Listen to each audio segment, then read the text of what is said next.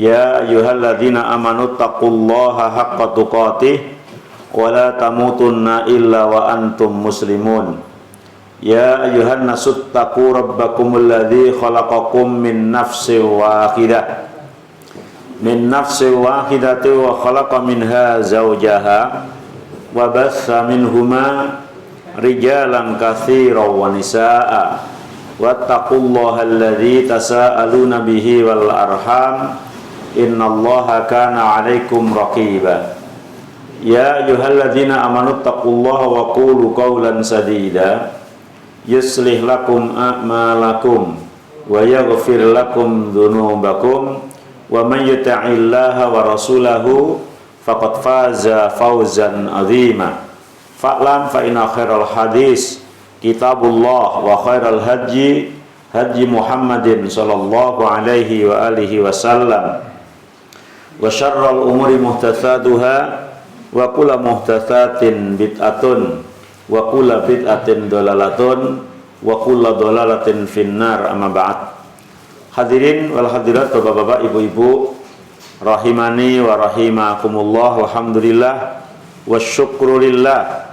Puji syukur kita panjatkan kepada Allah Rabbul Izzah, Allah Subhanahu wa taala yang telah memberikan kepada kita nikmat, rahmat, taufik, hidayah kepada kita semua hingga pada malam hari ini, sore menjelang malam, kita masih diberi nikmat, diberi rahmat oleh Allah, mendatangi majelis ta'lim. Semoga menjadi sarana dan prasarana menuju kepada dalam surganya Allah Subhanahu wa taala. Amin ya rabbal alamin. Salawat dan juga salam kita tercurahkan kepada Nabi kita Muhammad sallallahu alaihi wa alihi wasallam dan juga kepada para sahabatnya, para keluarganya serta pengikut setianya ila yaumil qiyamah. Hadirin rahimani wa rahimakumullah, sampai arkanus shalah, rukun-rukun salat. Kemarin syarat salat sudah. Syarat adalah sesuatu yang menjadikan sahnya salat, tapi bukan dari sholat itu sendiri, bukan bagian dari sholat itu sendiri. Syarat itu kemarin ya. Misal kayak menghadap ke arah kiblat, itu syarat sahnya sholat, bukan rukun. Tapi menghadap arah kiblat itu bukan bagian dari sholat itu ya. Begitu juga suci dari hadas, itu bukan bagian dari sholat, bagian lain gitu. Tapi yang menjadikan sholat itu sah, tanpa itu tidak sah. Tapi kalau rukun memang bagian dari akwal, af'al, ucapan maupun perbuatan yang ada di dalam perbuatan sholat itu sendiri gitu. Maka rukun itu nanti contohnya kayak rukuk gitu. Nggak ada rukuk itu di luar sholat, itu nggak ada. Rukuk itu di sholat gitu ya. Ini namanya rukun gitu. Atau sujud misalnya gitu. Itu bagian dari sholat itu sendiri. Karena memang sholat itu bagiannya ya kayak berdiri, takbiratul ihram, baca fatihah, rukuk, itu kan bagian-bagian dari sholat. Itu namanya rukun. Kalau yang di luar bagian dari sholat tapi menjadi sahnya sholat, namanya syarat. Itu namanya syarat. Kayak masuknya waktu gitu ya. Suci dari hadas dan yang lain. Arkanus shalah aqwalun wa af'alun tatarakabu minha haqiqatus shalah wa ma hiyatuha. Jadi rukun salat adalah sesuatu yang disusun untuk menjadi sebuah bangunan salat gitu. Untuk menjadi sebuah bangunan salat. Misalnya kayak rumah itu kan dibangun misalnya dengan ada tiangnya, kemudian ada atapnya, kemudian ada lantainya, ada pintunya. Nah, ini bagian-bagiannya namanya rukun gitu. Bagian-bagian tersebut namanya rukun. Jadi rukun sholat sesuatu yang ketika disusun yang menjadi bentuk sholat itu sendiri, itu namanya rukun. Idza takhallafa wahidun min hadhil arkan lam tatahaqqaq as-shalah walam yu'tat biha syara'an walam yujbar bisujudi sahwi. Kalau seseorang yang melakukan sholat kok dikurangi satu rukun, apalagi 2 atau 3 rukun, maka menjadi seorang yang melakukan sholat itu tidak disebut sholat lagi gitu. Bukan hanya sekedar batal, tapi ya bukan sholat lagi gitu.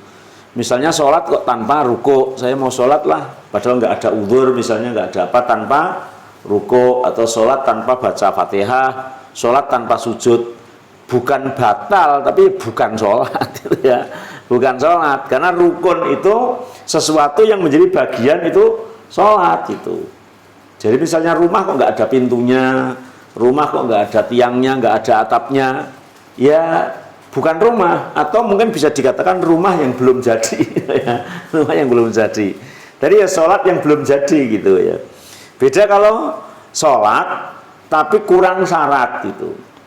Misalnya sholat nggak pakai wudhu, sholat nggak menghadap ke arah kiblat, sholat nggak menutup aurat, itu masih disebut sholat. Sholat yang tidak sah karena tidak memenuhi syaratnya ya, tapi tetap disebut sholat. Beda kalau meninggalkan rukun, dan meninggalkan rukun tidak cukup diganti dengan sujud sahwi ya, tidak cukup diganti dengan sujud sahwi. Jadi harus jadi sujud sahwinya tidak menggantikan, sujud sahwinya hanya sebagai tambahan kesempurnaan. Tapi rukun yang tertinggal kalau itu lupa, itu harus ditambah. Misalnya panjenengan sholat duhur, rakaat pertama ternyata sujudnya baru 1 kali, lupa, kemudian sudah ke arah rakaat kedua, ketiga, keempat. Keempatnya ingat banget bahwa rakaat yang pertama sujudnya baru 1 kali. Maka tidak cukup di rakaat keempatnya kemudian salam, kemudian sujud sahwi. Maka harus menambah seolah-olah ke rakaat yang ke-5, karena menggantikan 1 sujud itu ya harus menggantikan 1 rakaat ya. Tidak cukup terus sujud saja gitu. Memang dalam 1 rakaat itu hanya meninggalkan sujud, tapi meninggalkan sujud itu sama dengan batal 1 rakaat, bukan hanya sujud saja gitu ya. Begitu juga meninggalkan ruku misalnya, atau meninggalkan membaca Fatihah, atau hal-hal yang lain yang memang menjadi rukun sholatnya. Beda kalau yang menjadi wajib, bukan rukun, bukan syarat, tapi sebagian orang mengatakan wajib, sebagian mengatakan sunah aba'at gitu ya. Dalam mazhab Syafi'iyah disebut sunat aba'at, sunat yang besar gitu, bagian besar dari sholat itu, maka diganti dengan sujud sahwi dan tidak mengulang sunnah abad itu atau wajib itu. Misalnya di rakaat awal lupa atau sengaja tidak membaca doa iftitah, maka cukup diganti dengan sujud sahwi, tidak perlu di belakang nanti kita membaca doa iftitah gitu. Atau hal-hal yang lain yang sifatnya adalah bukan rukun, misalnya nggak pakai tahiyat awal, nah, maka cukup diganti dengan sujud sahwi. Nanti akan dibahas pada pembahasan yang di tempatnya. Tarku rukni fi shalah, man taraka rukna fi shalah fala yakhlu min kauni tarkuhu amdan wa tarkuhu sahwan au jahlan. Orang yang meninggalkan rukun itu ada 2 kondisi. Bisa jadi meninggalkannya karena sengaja. Kalau ini namanya sudah ya memang nggak mau sholat, mungkin masa sholat kok sengaja meninggalkan rukun. Atau anak-anak biasanya ya, anak-anak yang belum balik, menjelang balik itu kadang-kadang sholat itu nggak rukuk misalnya ya, imamnya rukuk dia berdiri terus, kemudian imamnya sujud dia ikut sujud, berarti meninggalkan rukun. Saya kira kalau orang dewasa sadar nggak lupa ya nggak ada mungkin ya. Iya, jadi anak-anak atau orang wong sengaja kok. Nah itu ya tetap tidak sah bittifaqil ulama. Sudah, kalau sengaja sudah nggak dibahas lagi, ya tidak sah gitu aja. Mengulang, bahkan tidak bisa ditambahkannya itu di belakang kayak yang lupa. Misalnya tadi di rakaat pertama sengaja tidak pakai sujud 2 kali misalnya, saya mau sujud sekali sajalah rakaat pertama. Maka ketika di rakaat kedua sadar, saya kok sujud sekali dok ya, kan harusnya 2 kali. Berarti nanti tak nambah rakaat kelima untuk melakukan tambah 1 rakaat, nggak bisa. Itu batal, sudah harus diulang dari awal karena sengaja masalahnya. Lah kalau lupa baru ya, fa in amkana tudarikuhu wal ityanu bihi wajaba bil ittifaq wa in lam yumkin tudarikuhu fasadat sholatuhu indal hanafiyah wa indal jumhur tulgo ar-raq'ah allati taraka minha ar-ruknu faqat illa ayakuna nasat takbiratul ihram fa innahu yasta'nifu min jadidin li annahu lam yadkhul fi sholati aslan. Ketika rukun itu ditinggalkan secara lupa, maka ada ikhtilaf. Di antaranya menurut kesepakatan para ulama, kalau memang bisa lekas ditunaikan, maka segera ditunaikan. Misalnya lupa ruku, tiba-tiba langsung sujud. Sesudah sujud ingat kalau sholat ini belum ruku, maka segera bangun untuk melaksanakan ruku. Itu ijma, ya, tidak ada perbedaan ulama. Apalagi misalnya ya, sudah Allahu Akbar itu ternyata langsung qul huwallahu ahad Allahu somad lam yalid wa lam yulad wa lam yakul lahu kufuwan ahad, baru ingat belum baca Fatihah. Ya maka segera baca Fatihah karena tadi lupa atau apalagi itu ya, ini segera. Tapi ketika ada sesuatu itu yang tidak bisa segera ditambah, ya kayak tadi misalnya meninggalkan 1 sujudnya baru 1 kali, ternyata sudah bangun ke rakaat kedua dan sudah membaca Fatihah selesai. Iya ya, tadi rakaat pertama ternyata sujudnya baru 1 kali, maka kan nggak mungkin terus turun sujudnya yang tadi terus gimana gitu ya, sulit itu. Maka menurut Imam Abu Hanifah batal sholatnya, diulang dari awal, batal itu diulang. Tapi menurut jumhur ulama yang batal rakaat awal saja. Yang batal rakaat awal saja, rakaat kedua, ketiga dan keempat sah. Maka rakaat awal harus ditomboi di rakaat kelima. Rakaat kelima kemudian menyempurnakan, itu menyempurnakan. Kecuali lupa takbiratul ihram, lah itu nggak bisa itu. Lupa takbiratul ihram itu batal, merupa permuraan ya. Nah batal, harus diulang. Kalau digambarkan ke urusan dunia mungkin sulit ya. Naik mobil lupa nyetater, terus sudah jalan, ada enggak kira-kira?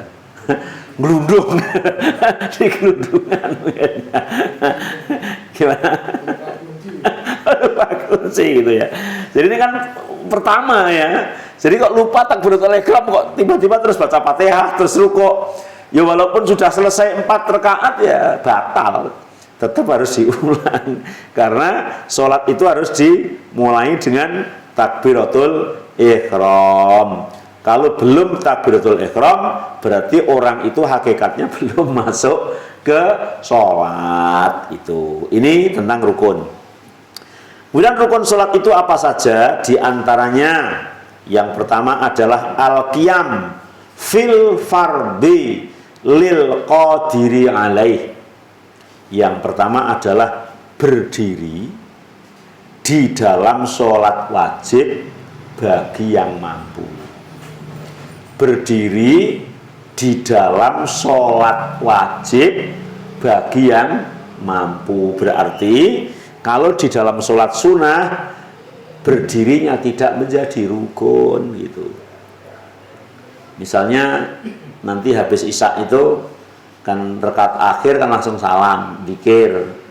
Mau sholat ba'diyah kok males berdiri, ba'diyahnya sambil duduk, sah gitu ya.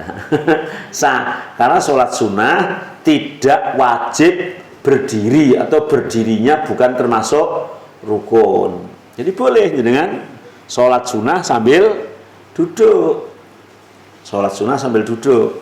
Bahasanya daripada tidak sholat sunnah, ya walaupun hanya dengan duduk, tapi pahalanya separuh daripada sholatnya orang yang berdiri. Yang kedua, bagi yang mampu walaupun sholat wajib tapi tidak mampu berdiri, maka boleh dengan duduk. Duduk tidak mampu, boleh dengan tidur miring. Tidur miring tidak mampu, boleh dengan tidur telentang. Tidur telentang tidak mampu, boleh dengan isyarat. Isyarat tidak mampu, boleh dengan kedepnya mata. Matanya sudah nggak bisa kedep, bisa menjalankan rukun dengan dijalankan di dalam hati. Menjalankan yang jero ati ora iso salate. Berarti ora iso salat, disolatkan gitu. Kata Rasulullah, sholli qa'iman, salatlah kamu dalam kondisi berdiri. Fa ilam tastati faqaidan, kalau enggak mampu boleh duduk. Fa ilam yastati fa ala jambin, boleh dengan tiduran. Qad ajma'al ulama ala anal qiyam ruknun fi sholatil fardhi liman qadara ala dzalik.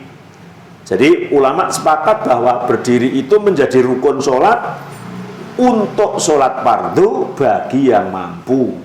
Untuk sholat fardu bagi yang mampu. Maka bagi orang yang sakit gugurlah kewajiban berdiri ya. Ketika tidak mampu berdiri ya boleh duduk ya, boleh juga tidur miring. Begitu juga bagi orang yang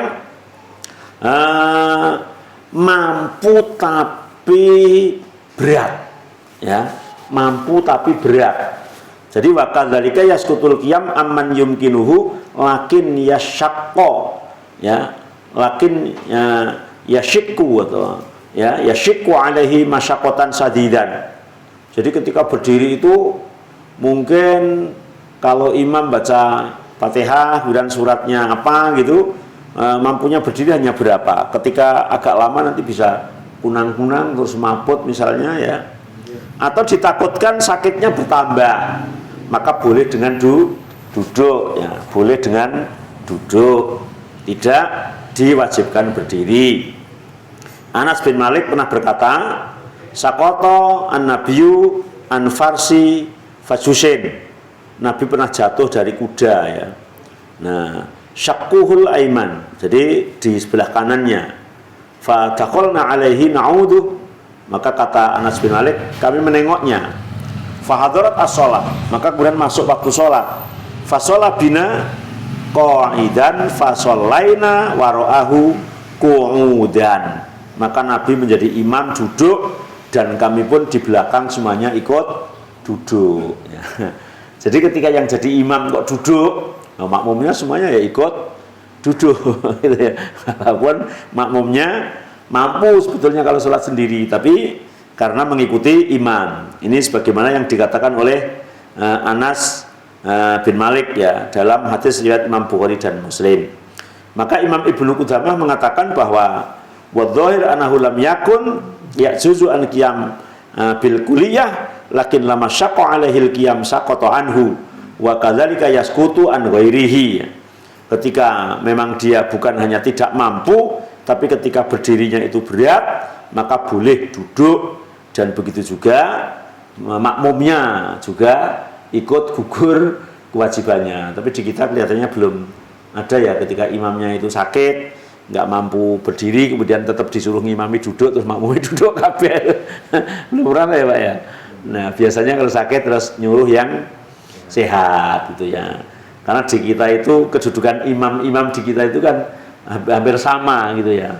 Beda kalau zaman Nabi kan jauh berbeda gitu ya, sehingga Nabi walaupun sakit tetap jadi imam gitu ya, kecuali Nabi pergi, jadi kalau di rumah tetap jadi imam. Nah, kalau kita wong kedudukannya sama kedudukannya sama ya, milih yang sehat biasanya gitu. Tapi misalnya tetap yang sakit itu jadi imam ya boleh gitu ya, boleh karena memang imam pokoknya ya. Kemudian kalau nggak mampu berdiri, belakangnya ikut duduk di belakang imam tersebut.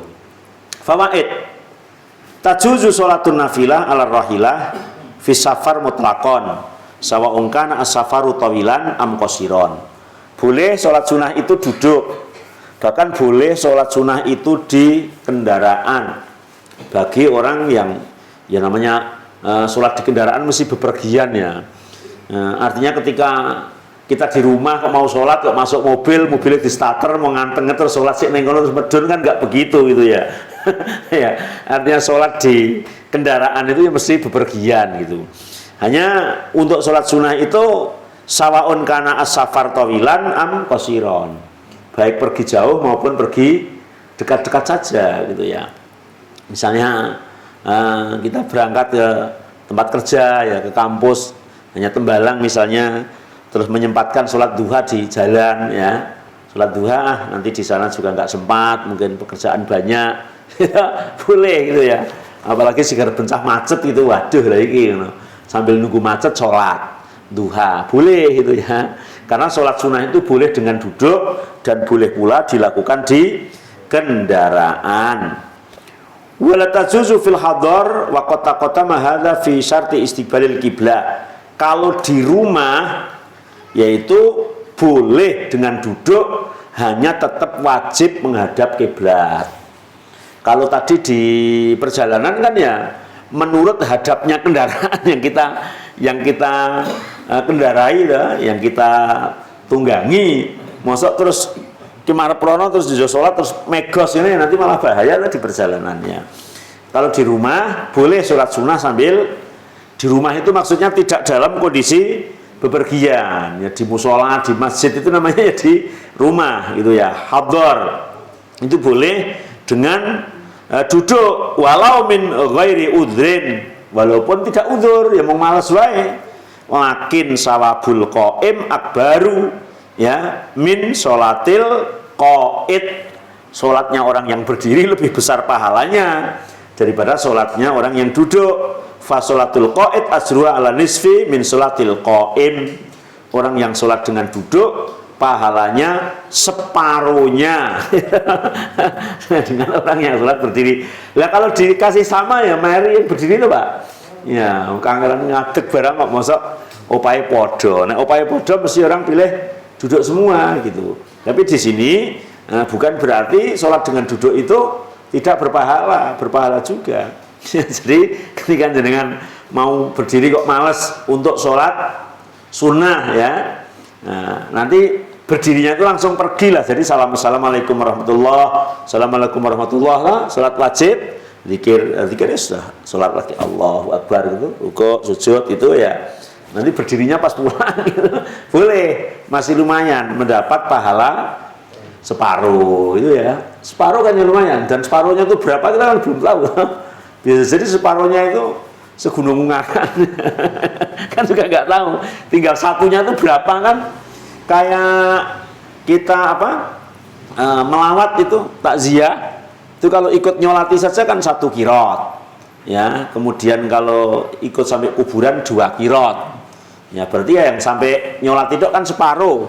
Ternyata kan 1 kirotnya itu sama dengan gunung Uhud. 1 kirotnya kan besar itu ya. Separuh, kalau separuh dari besar ya besar. Iya. Jadi boleh sholat dengan duduk.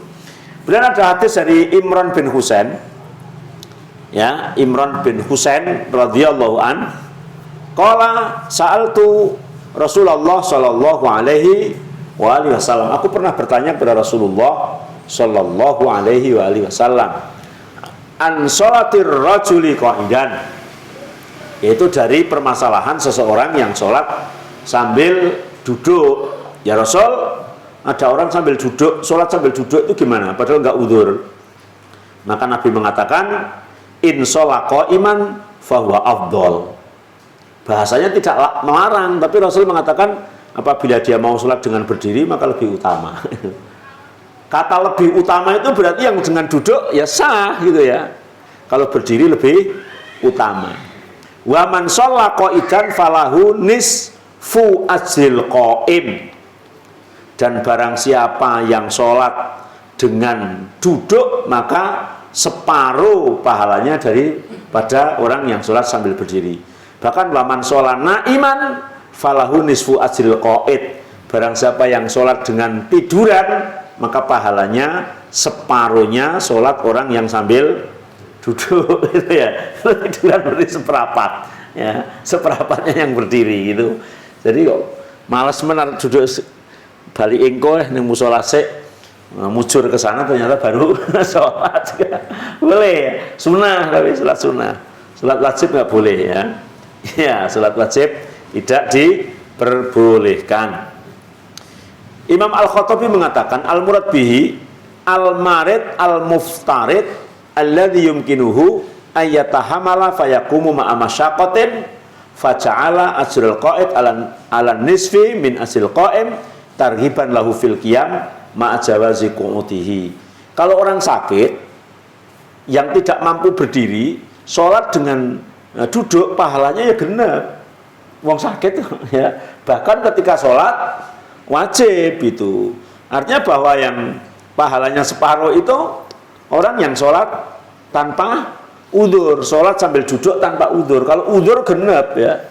Iya, udzur genep ya. Jadi misalnya Pak Sus belum sehat masih dengan duduk, nggak usah pesimis, genep tetap ya. Sama. Karena udzur gitu.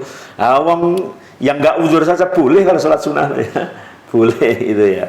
Ya, ini jadi kalau udzur itu genep. Tapi Nabi mengatakan inshollah kok iman fawa afdol. Ini menjadi motivasi agar orang itu menginginkan yang sempurna gitu ya. Yang sempurna. Biasanya orang itu kalau urusan pahala kan sok trimonan ya. Trimo sithik ya rapopo, separuh ya luweh kan itu pahala. Coba sekarang urusan dunia mesti ngoyak sing lengkap itu. Jarang sekali lah orang itu terima separuh gitu ya. Iya, mesti dikejar sampai dapat semuanya. Maka sehingga ada kaidah mendahulukan orang ya, al-isar fil ibadah itu madmumun, menyumanggaake atau mendahulukan orang lain dalam urusan ibadah itu justru tidak dianjurkan. Mendahulukan masalah ibadah kepada orang lain itu tidak dianjurkan gitu ya. Iya, unggah-ungguh dalam hal ibadah itu malah nggak boleh gitu. Misalnya ada shop depan kosong, monggo jenengan kula tak wingking mawon niku nggak dianjurkan ya. Ya siapa yang dulu ya berhak mendapatkan shop depan. Beda kalau misalnya urusan pesta gitu ya. Nah, jenengan sudah duduk di depan, kemudian ada orang datang, monggo jenengan depan, saya belakang. Itu terpuji gitu. Al-isar bi ghairil ibadah matlubun. Mendahulukan orang lain dalam urusan selain ibadah itu dianjurkan. Coba kita biasanya kalau shop itu ngalah ya. Urusan pesta mungkin ya, nyari di depan. Misalnya di base.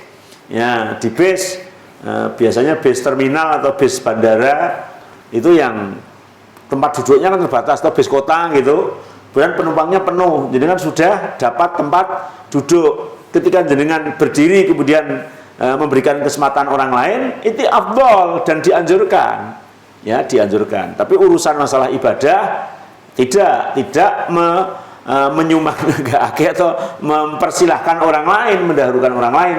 Tapi urusan masalah ibadah itu kita harus memilih yang utama. Kemudian waqad qala Anas pernah berkata, kharaja Rasulullah sallallahu alaihi wasallam ana nasin wa hum yusalluna qu'udan. Anas radhiyallahu an pernah keluar berjamaah orang manusia yang sholat dalam kondisi duduk min maradin ya, karena sakit. Faqala inna sholatal qa'id ala nisfi min sholatil qa'im. Sesungguhnya sholatnya orang yang duduk adalah separuh dari sholatnya orang yang berdiri. Maka ini hakata hamlul Khattabi hadisu Imran ala sholatil faridah wastahsanahu al-hafid. Yang dimaksud adalah yaitu sholat yang tanpa udzur ya, yang tidak sah. Nah, dengan duduk adalah sholat sholat yang wajib ya. Kalau sholat sunnah maka diperbolehkan dan pahalanya hanya separuh. Kemudian faidatan, ada dua faidah. Sholatul julus bi udrin layang kusu salabuha atau layung kisu salabuha. Tadi sudah disebutkan bahwa sholat duduknya orang yang udzur tidak mengurangi pahalanya. Li'annahu kana min adatihi ayyusalliya qa'iman. Jadi misal, ini sunnah, sedang dibicarakan sholat sunnah. Orang yang udzur kemudian sholat sunnahnya sambil duduk, maka pahalanya lengkap, dengan syarat ketika sehat dia sholatnya sambil berdiri gitu. Sunnah loh, sholat sunnah loh. Tapi kalau biasanya itu sholat sunnahnya itu duduk terus, pokoknya males kan ada. Lah giliran sakit, sholat ya tetap sholat sunnah sambil duduk, maka pahalanya ya separuh. Pahalanya ya pahala separuh. Karena dia ketika tidak udzur sholatnya juga pakai duduk gitu ya, pakai duduk. Waqat mana'ahul marad wa nawahu fa yakunu lahul ajru kamilan. Sebagaimana Rasulullah mengatakan man marada aw safara kutiba lahu makana ya'malu sahihan muqiman. Orang yang sedang sakit atau sedang bepergian itu akan dicatat sebagaimana ketika sedang sehat atau sedang berada di rumah. Jadi ukurannya itu, standarnya itu ketika sehat dan di rumah. Ketika sehat apa sih yang dilakukan ya? Ketika kita melakukan itu tidak hal yang biasa kita lakukan ya, atau tidak melakukan karena uzur, tapi ketika nggak uzur tidak melakukan, ya tidak dapat. Kan orang sakit misalnya nggak bisa sholat qobliyah, nggak bisa sholat ba'diyah, nggak bisa puasa Senin Kemis ya, nggak bisa kebaikan-kebaikan yang lain, tapi disebabkan karena sakit. Dan ketika sehat ternyata semuanya itu dilakukan, maka ketika sakit nggak melakukan pun tetap mendapat pahala, mendapatkan pensiunan ya. Ketika perjalanan mungkin tidak sholat qobliyah, tidak ba'diyah, bahkan antara sholat satu dengan yang lain saja kan dijamak ya. Ya, wong zuhur sama asarnya saya dijamak kan, ya nggak qobliyah nggak ba'diyah toh, tetap dapat pahala qobliyah ba'diyah kalau ketika di rumah membiasakan. Asaniyah min khosaisin nabi anahu layungkosu sawabuhu insola an-nafilah min ghairi udhin qaidan. Kalau nabi walaupun sholat dengan duduk, walaupun sholat sambil apa, kalau nabi ya tidak dikurangi. Karena pada dasarnya Allah membuat nabi udzur itu hanya untuk sampel gitu. Allah membuat nabi udzur itu hanya menjadi contoh gitu. Nabi kok lali barang itu harusnya kan kayak nggak masuk akal tuh. Pernah toh Nabi sholat asar lupa hanya 2 rakaat. Itu hanya buat contoh ketika nanti ada umatnya lupa itu penyelesaiannya begitu itu loh ya. Maka Nabi kan pernah sholat akhir waktu. Dalam hadis tentang waktu-waktu sholat itu dulu pernah disinggung, Rasul itu pernah sholat zuhur, sholat 5 waktu lah pada hari pertama itu di awal waktu, zuhur, asar, maghrib, isya, subuh. Kemudian di hari kedua sholat itu persis akhir waktu. Hanya cukup untuk sholat ketika salam, waktunya habis. Tapi Nabi melakukan seperti itu hanya akan memberi contoh waktu sholat itu dari ini ke ini loh gitu ya. Nah kalau kita sholat akhir waktu kan mesti jurus si'ah misalnya ya. Ya rutin. Sholat dulu loh Pak, si'ah. Dulu HP si'ah. Dulu WA si'ah. Jadi jurusnya si'ah. Ya. Itu. Jadi beda urusannya ya. Ini, maka Nabi ketika apapun yang dia lakukan itu nggak ada yang jurus separuh. Bagi Nabi itu sedang mencontohkan kok. Nabi sedang mencontohkan gitu. Itu khususon bagi Rasulullah Shallallahu Alaihi Wasallam. Jadi Allah kan sangat-sangat mampu membuat Nabi itu tidak lupa, tidak uzur gitu ya. Tapi bagaimana nanti umatnya untuk mencontohkan yang sifat kemanusiaannya itu ada, uzur dan lain sebagainya ya. Abdullah bin Umar pernah mengatakan, "Hudisu anna Rasulullah sallallahu alaihi wasallam qol sholatul rajul qa'idan nisfu shalah." Ya, Nabi pernah mengatakan bahwa sholat orang yang duduk itu separuh sholat. Maka aku menemui atau mendatangi Rasul dan ternyata Rasul sedang sholat sambil duduk. Ya. maka aku fawadhtu yadayya ala ra'si. Nggak tahu ini kalau zaman sahabat. Jadi Ibnu Umar terus meletakkan tangannya di sebelah kepalanya Rasulullah. Ya, faqala malaka ya Abdullah bin Umar, maka Nabi mengatakan ada apa? Terus kultu aku mengatakan khudistu ya Rasulullah annaka qulta, aku pernah dikasih tahu toh bahwa jenengan pernah bilang sholatnya orang yang duduk itu pahalanya separuh. Lah kok sholat dengan duduk ya Rasul, itu protes mungkin ya. Jenengan kan pernah bilang sholat sambil duduk itu pahalanya separuh. Lah jenengan nggak udzur kak ya sholat dengan duduk itu gimana tau? Itu qala ajal walakinni lastu ka'ahadin minkum. Nggak begitu Ibnu Umar. Saya ya beda dengan kalian-kalian semua. Artinya ada kekhususan bagi Rasulullah. Artinya Rasulullah itu sedang mencontohkan kalau tanpa uzur sholat sambil duduk itu boleh gitu loh. Sedang mencontohkan. Lah Rasulullah yang nggak dapat separuh toh. Masa contoh kok. Contoh itu mesti terbaik. Contoh itu terbaik. Jadi tidak kemudian Rasul kok separuh itu ya tidak gitu ya. Ya. Kemudian ya juzu ayastaftahal qiraah fin nafilah qa'idan thumma yaqumu bittifaqil ulama. Ini dalam hal sholat sunnah boleh orang itu membuka sholat sunnahnya dengan berdiri, kemudian karena bacanya panjang kesel gitu toh, terus di tengah-tengah terus duduk, diteruskan sambil duduk itu boleh itu ya. Sholat sunnah loh ini. Sholat sunnah ini ittifaqul ulama. Aisyah pernah mengatakan begini, anna Rasulullah SAW kana yusolli jalisan fayaqra'u huwa jalisun. Nabi pernah sholat itu sambil duduk dan bacaannya dibaca sambil duduk. Fa idza baqiya min qiraatihi qadra ma yakunu salasina ayah aw arba'ina ayah qama fayaqra'u huwa qa'im. Ketika sudah membaca sekitar 30 sampai 40 ayat, maka Nabi berdiri, ya. Tsumma raka'a, tsumma sajada, kemudian rukuk, kemudian sujud, tsumma yaf'alu fi raq'ati tsalisah misla dzalik.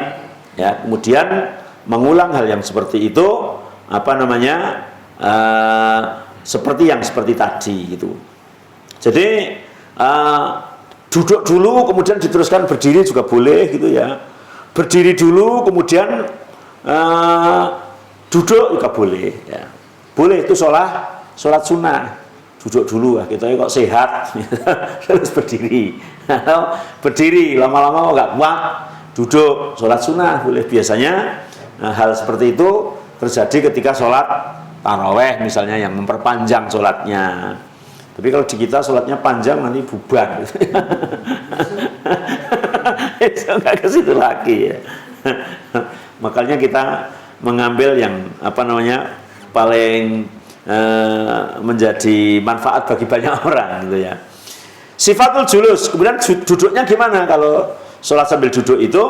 Apabila sholat sambil duduk maka sholatnya adalah seperti orang duduk tahiyat awal, yaitu namanya duduk iftirash ya, duduk iftirash, duduk yang pantat kiri menduduki kaki kiri ya, kemudian kaki kanan ditegakkan ya, duduk iftirash. Kalau duduk tawaruk kan pantat kiri duduk di tanah ya, di lantai, kemudian kaki kiri melusup ke bawahnya kaki kanan diberdirikan, namanya tawaruk. Lah untuk sholat sambil duduk, duduknya adalah duduk iftirash ya, bukan duduk tawaruk ya. Jadi ketika rukuk dan berdiri ya, rukuk dan berdiri, rukuk kan ya masih duduk rukuknya, nah itu tetap duduk iftirash gitu ya. Kemudian wa in kana at-tarubu fi shalah la siyaman li ajlil udri.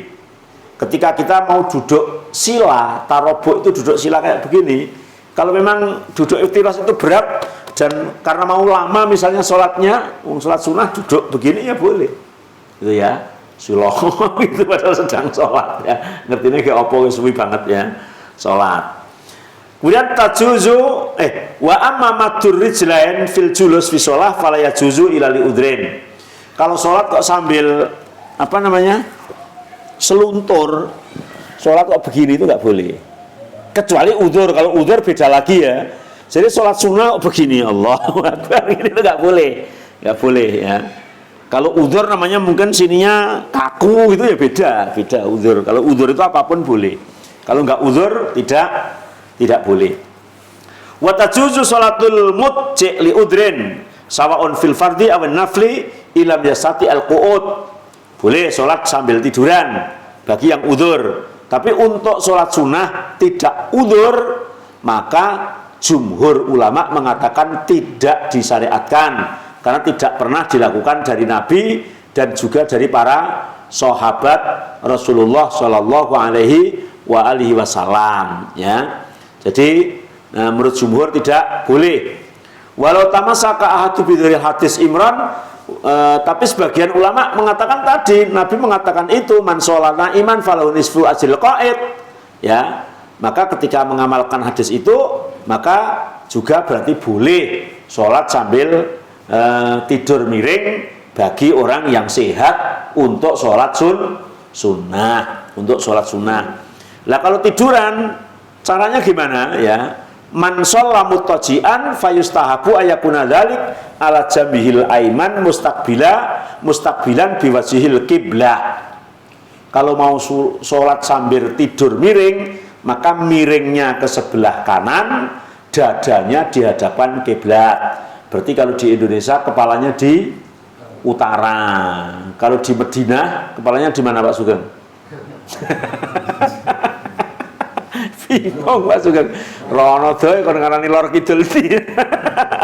Engko nek nang Mekah mumet meneh ya. Enggak sebelah ngendine. Pokoknya sebelah kanan di bawah, dada ke arah kiblat. Terus mbuh madhepe mbuh kulon mbuh lor gitu. Iya. Kalau di Madinah berarti kepalanya di barat. Karena Madinah itu utaranya Mekah. Kalau di Yaman berarti kepalanya di timur, gitu loh. Lah kalau di Mekah, ya tinggal sebelah kene Ka'bah, kene. Itu ya, caranya seperti itu. Ya. Lihat hadis Aisyah kan Rasulullah yujibuhut tayamun fitana ulihi wa tarajulihi wa tuhurihi wa fi sya'nihi kulli. Dalilnya adalah umum hadis Nabi yang mengatakan Nabi itu suka nengen, tidak suka ngiwo. Kalau dalam bahasa Jawa nengen itu malah filosofisnya tinggi ya. Orang yang berlaku baik-baik itu namanya nengen. Wong senengnya kok ngiwo itu elek gitu ya. Tapi yang di sini dimaksud selalu mendahulukan yang kanan. Misalnya Nabi ketika memakai sandal juga yang kanan dulu. Ketika bersisir ya, ketika bersuci. Tapi saya nggak tahu kalau turun dari bis itu si kenek bis atau si kru bis itu bilang kiri dulu gitu ya. Memang kalau turun kan kiri gitu ya, karena nanti terus yang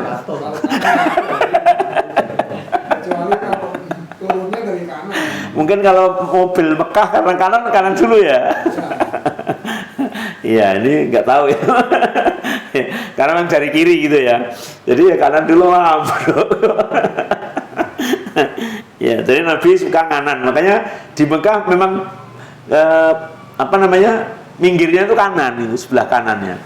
Saya itu pernah ke Thaif. Kalau ke Thaif itu naik bis itu kan jalannya kan sempit. Tidak ada pembatas tengah. Kalau yang ada pembatas tengah, saya kira di kanan di kiri itu nggak bingung, Mbak. Itu sudah pembatas, ini jalan bebas mau salib kanan salib kiri kan. Tapi kan ada jalan yang sempit, nggak ada pembatasan tengah. Itu saya lihat tuh bis kok sebelah kanan banter, sing kono banter kok tabrakan piye lali, ternyata yang minggirnya kanan. Oh iya, jadi kayak gitu kalian bisa menyesuaikannya mungkin lama gitu ya. Jadi tiduran sebelah kanannya di bawah supaya dadanya menghadap ke arah kiblat. Fa in kana la yastati'ul ittija illa ala yatin muayyanatin fahuwa al muta'ayyan lahu. Kalau memang mungkin sebelah kanannya ini sakit ya boleh sebelah kiri, tapi penting hadap kiblat. Berarti kalau di Indonesia ya kepalanya jadi di selatan gitu. Kalau sebelah kanannya sakit, ada mungkin yang sini sakit kan miring kanan jadi nggak bisa ya, karena tangannya sakit ngiwo ya ngiwo. Al-qiyam fil faridah fit ta'irah was safinah. Bagaimana sholat di pesawat atau di kapal, wajib berdiri enggak kalau sholat fardu? Sholat fardu loh.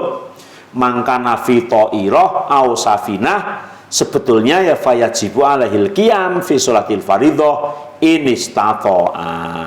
Fa in khafa sukut awil gharaq wa nahwi dzalika fa huwa ghairu mustati'in lil qiyam. Asalnya baik di mana saja, mau di pesawat, mau di sepur, mau di kapal, sholat wajib itu ya wajib berdiri kalau mampu.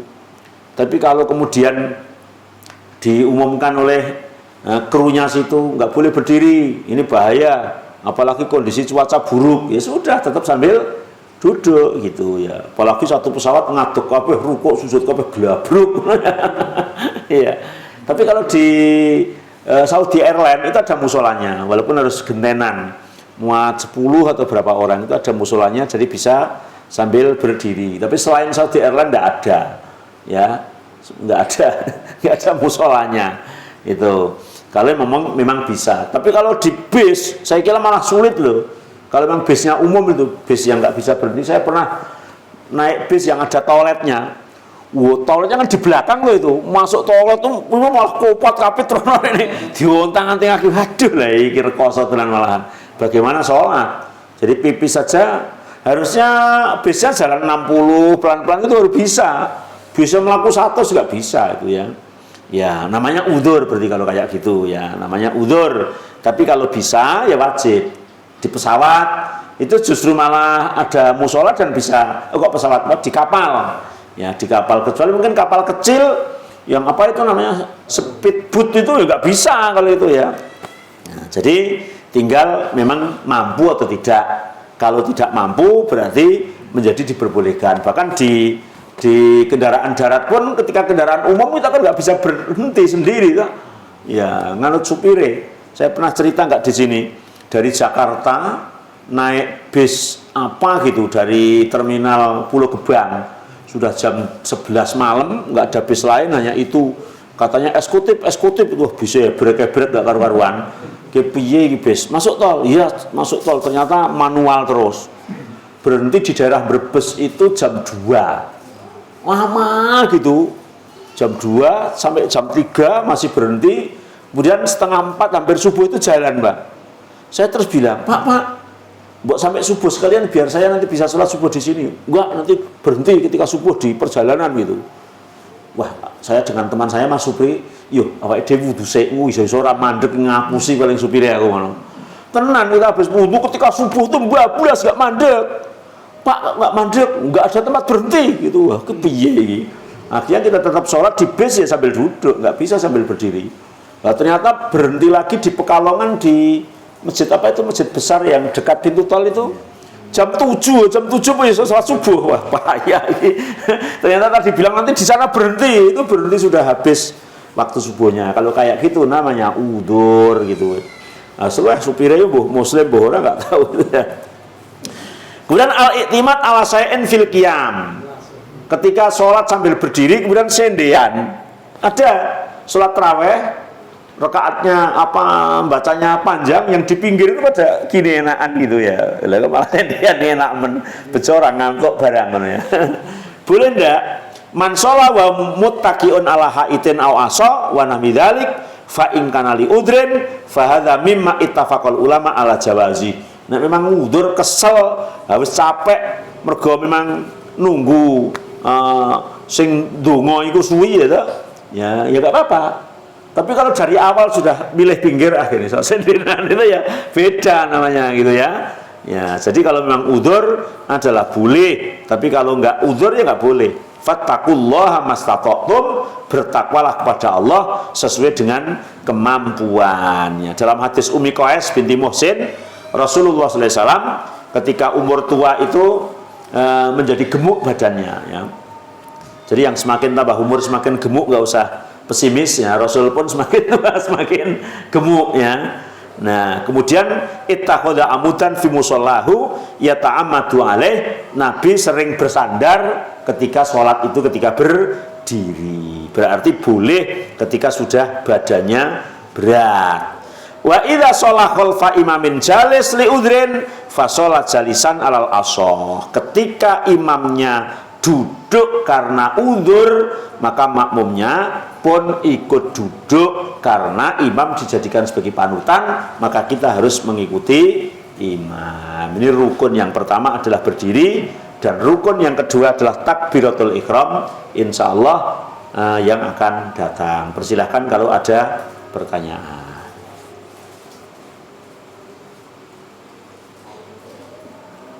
Ya, kalau nggak ada pertanyaan ya cukup sampai di sini. Semoga bermanfaat.